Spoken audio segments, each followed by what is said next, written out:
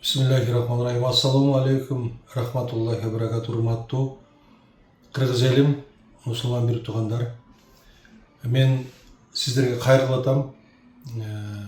Эсиңиздерде болсо керек, жазында мен бир долбоор көтөрүп, мүмкүнчүлүк чектелгендерге жардам берейин, бесплатный концерт коеюн, ошолордун рухун көтөрөйүн деп 53 районго барып, акимдер, соцзащита, соцфонд, маданият министрлиги баардыгы колдоо көрсөтүп, ошол долбоорду мен ар бир районго барып уюштуруп келдим эле.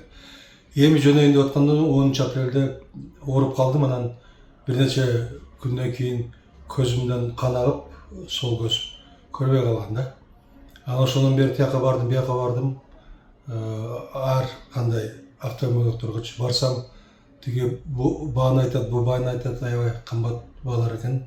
Ошондон мен силерге кайрылуу жасаганга муктаж болдум да. Ошондон акчаңыз болсо кылалы деп ушундай сүйлөштүм. Эми жөнөкөй эле адаммын да мен. Бой көтөрбөгөн, Кудайдын кулумун. Ошондон эгерде жакшы болуп калсам операциядан ушул долбоорду улантам деген ойдомун. Дагы кызмат кылам кыргыз элиме. Тем более мүмкүнчүлүк чектелгендердин рухундугун көтөрсө, Аллахыма жакындайсың деген сөз бар да. Ошондон сиздер канчалык мүмкүнчүлүгүңөр болушунча мага жардам берип койсоңуздар, туугандарым, урук туугандарым, жерлештерим, жора жолдошторум, бүт кыргыз элим, көп улуттуу мамлекетимдин жарандары жардам берет деген ойдомун. Кудай буйрса, мен сиздерге кабардап турам, кандай жүрүп атат жумуштар. Ошо менин телефонум М-банктын 0703 66 2102.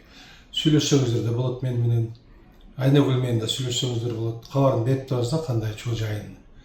Ошондон мен силерди жакшы көрөм, сүйөм. Өтө кубанычтамын, силер бар экенсиңер, мен убагында кызмат кылган экенмин. Ушул Аллахтын ыраазычылыгы үчүн жардам берип койсоңуздар суранам.